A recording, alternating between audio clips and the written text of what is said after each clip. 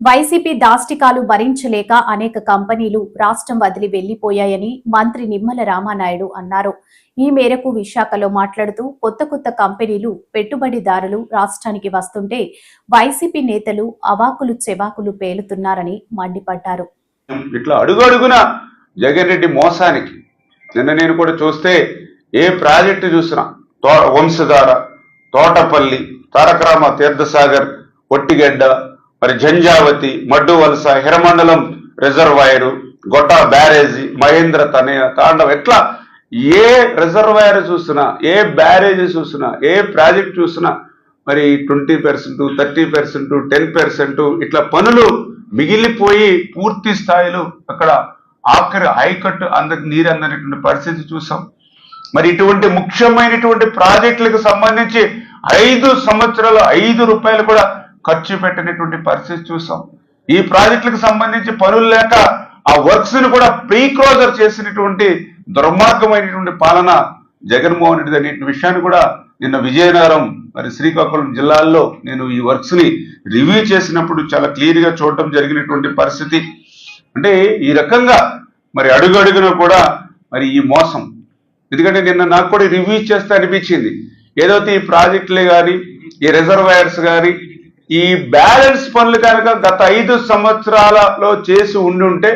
దగ్గర 50,000 కోట్ల ఆదాయం ఈవేళ ఉత్తరాంధ్ర ప్రజలకు వచ్చి ఉండేది. అంటే ఈవేళ ఆ జగన్మోహన్ రెడ్డి అధికారి మార్పిడితో వచ్చినటువంటి విధ్వంసంతో ఈవేళ నాకు తెలుసుండి 50,000 కోట్ల రూపాయల ఆదాయం ఈవేళ ఉత్తరాంధ్ర ప్రజలు, రైతులు నష్టపోయినటువంటి పరిస్థితి కూడా ఈ సందర్భంగా తెలియజేసుకుంటూ, మరి ఈ రకంగా అడుగడుగున విధ్వంసం చేసినటువంటి ఈ యొక్క వైసీపీ అంటే ఒక ఉత్తరాంధ్ర ద్రోహిగా, అంటే ఒక అభివృద్ధి అనేటువంటి పదం మరి యొక్క జగన్ ముఠాకు నచ్చినటువంటి విషయంగా మరి ఈరోజు గుర్తుపెట్టుకుంటూ, మరి అదేవిధంగా ఈరోజు ఏదైతే మనం కూడా చూస్తూ ఉన్నాం, విశాఖపట్నం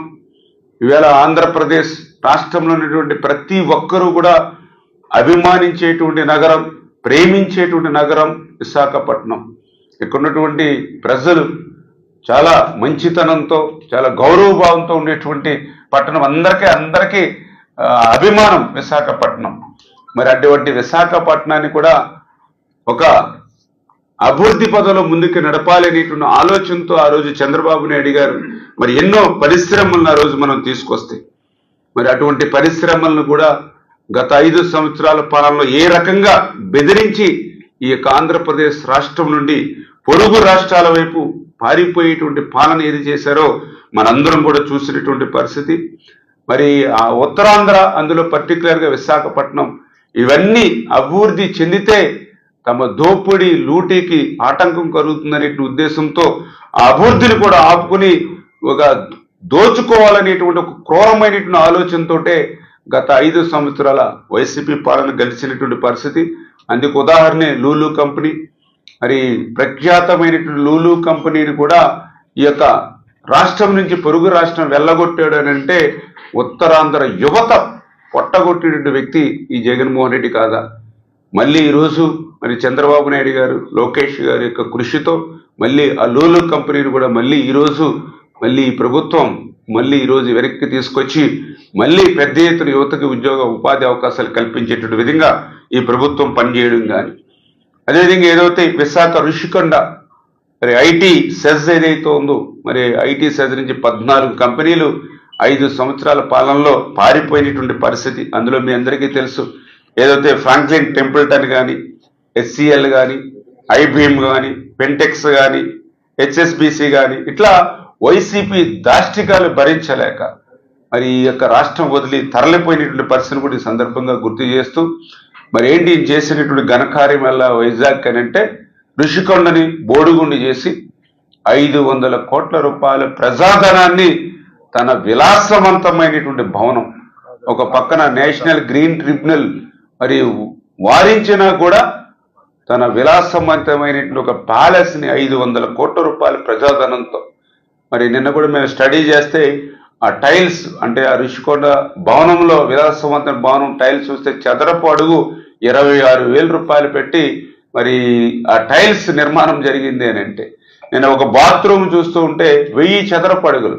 అంటే పేదవాడికేమో సెంటు భూమి ఇచ్చావు, పేదవాడికి 300 అడుగు కూడా ఇల్లు ఇవ్వలేదు. కానీ నీ నిర్మాణం చేసుకునేటువంటి విలాసవంతమైన భవనంలో మాత్రం 1000 చదరపు అడుగులతోటి, అంటే 3 పేదవాళ్ళ ఇల్లు కలిపితే మరి 1000 చదరపు అడుగులతో ఒక బాత్రూమ్ నిర్మాణం చేసుకునేటువంటి స్థాయిలో అంత విలాసవంతమైనటువంటి భవనాన్ని ఈరోజు జగన్మోహన్ రెడ్డి నిర్మాణం చేసుకునేటువంటి పరిస్థితి చూస్తూ ఉంటే, అంటే ఏ రకంగా వీళ్ళు దోపిడీ, వీళ్ళు లూటీ జరుగుతుంది అనేటువంటి విధంగా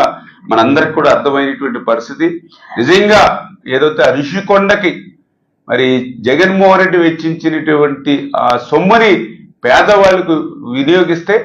దగ్గర 25,000 మందికి మరి ఇల్లు నిర్మాణం చేసి ఇచ్చేటువంటి పరిస్థితి ఉంటుంది. అంటే 25,000 మంది పేదల ఇల్లు నిర్మాణానికి సరిపడేంత సొమ్ము ఈవేళ ఒక్క ఋషికొండకి నువ్వు ఖర్చు పెట్టి ఈవేళ ప్రజాధనాన్ని దుర్వినియోగం చేసావంటే ఇటువంటి వ్యక్తులు రాజకీయాల్లో ఉండడానికి అర్హత ఉందా అనే విషయాన్ని ప్రజలు కూడా ప్రశ్నించవలసిన అవసరం ఉంది. ఇది ఒక్క విషయంలోనే కాదు, ఆ రోజు రంగుల మీద 3,000 కోట్ల రూపాయలు ఆ రోజు జగన్మోహన్ రెడ్డి ఖర్చు పెట్టినటువంటి పరిస్థితి.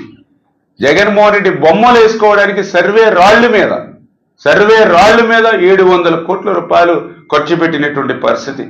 ఏదైతే నీ యొక్క అవినీతి పత్రికకి సాక్షికి 500 కోట్ల రూపాయలు ప్రకటన రూపంలో దోచిపెట్టినటువంటి పరిస్థితి. పట్టాదారు పాస్ పుస్తకాల మీద నీ తాత ఆస్తి కాదు, నీ ముత్తాత ఆస్తి కాదు, మా కష్టార్జితం, మా తాత ముత్తాతలు ఇచ్చిన ఆస్తి మీద కూడా, మా పట్టాదారు పుస్తకాల మీద కూడా, మరి మా డాక్యుమెంట్స్ మీద కూడా నీ బొమ్మలు వేసుకుని దానికి కూడా 100 కోట్ల రూపాయలు మరి వీళ్ళ దుర్వినియోగం చేసినటువంటి పరిస్థితి, దుస్థితి. అంటే ఈ రకంగా ప్రజాధనాన్ని విచ్చలవిడిగా దోపిడీ లూటీ చేస్తూ, అందులో కూడా పర్టికులర్గా ఈవేళ విశాఖపట్నం, అదేవిధంగా ఉత్తరాంధ్రకు తీరనటువంటి ద్రోహం, దగా చేసినటువంటి ఈ యొక్క ఉత్తరాంధ్ర దోహి జగన్మోహన్ రెడ్డి అనే విషయాన్ని సందర్భంగా తెలియజేసుకుంటూ, ఎందుకంటే నిన్న మొన్న మళ్ళీ ఆ వెళ్ళిపోయిన పరిశ్రమలు, ఎందుకంటే మన లూలుని మళ్ళీ వెనక్కి తీసుకురావడం కానీ, మొన్న కూడా మీరు చూసారు ఏదైతే ప్రఖ్యాత టీసీఎస్